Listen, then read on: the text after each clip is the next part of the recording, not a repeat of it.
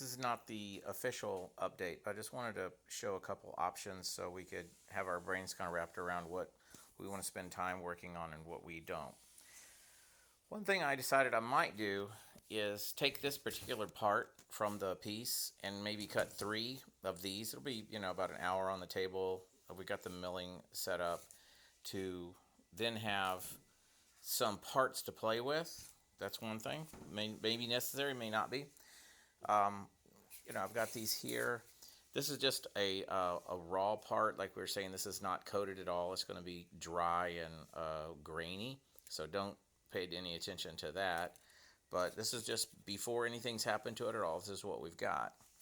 Now there's 2 ways we can go about coating with resin. Okay, so one is you start, you probably do maybe 2 coats of oil or a gloss, and then you do resin. We've foregone the gloss acrylic and just gone straight to resin just because we're rushing things. But this will give you an idea of when we start putting resin in the grooves, at least that part is glossing over because it would naturally pool like that.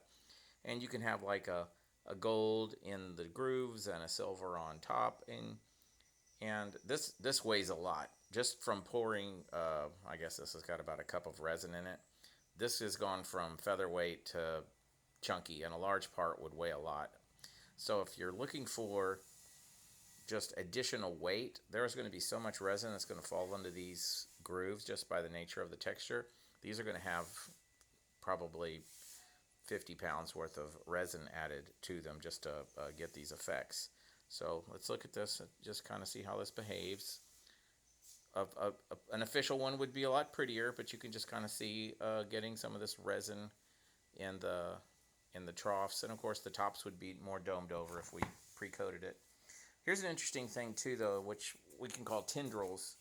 Instead of dumping all this resin into the trough so it's unified, or we could do one unified coat and the next not. This would be tendrils, where you are pouring from one end. So you can start this end, and you can see how they kind of start terminating, okay? And you could imagine doing maybe 2 or 3 of these. So say you've got a base coat of blue, you come up with an antique gold. The antique gold starts to terminate a little bit here, then it terminates here, and then terminates here. Let that start to set up a bit so it's, can withstand another layer. It doesn't have to fully cure. Then you could do maybe a brighter gold with some silver. Those terminate more early, so you have long terminations of antique gold here. You've got blue corners. You've got short terminations of silvers. And then maybe you come back with, one more blended color. So maybe you just got some. So now you got this third stack of terminations that are just maybe quickies that kind of wrap around here and there. So what you end up with is these lanes doing this effect, but it would be like blue, antique gold, silver, or brighter gold, and you're going to get kind of this raceway vibe where it's very organic because you can see the material.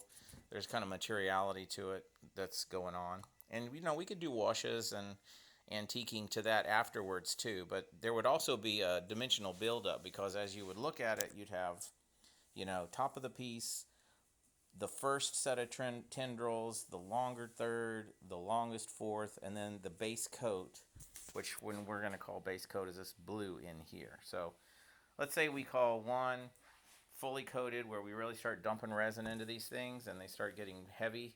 Well, both of them would be heavy. But this would be a full effect, or maybe you want full resin with tendrils. So let's say there's three categories. There's just dump it in there and do some antiquing. Dump it in there and start building some tendrils, but the base coat does not have this base dry effect. The base coat is also gloss. Or do base coat plus tendrils, and you don't have this fully resined thing. And of course, all of them are going to weigh quite a bit because we're going to dump probably a gallon or two, probably 2 gallons of resin into these things.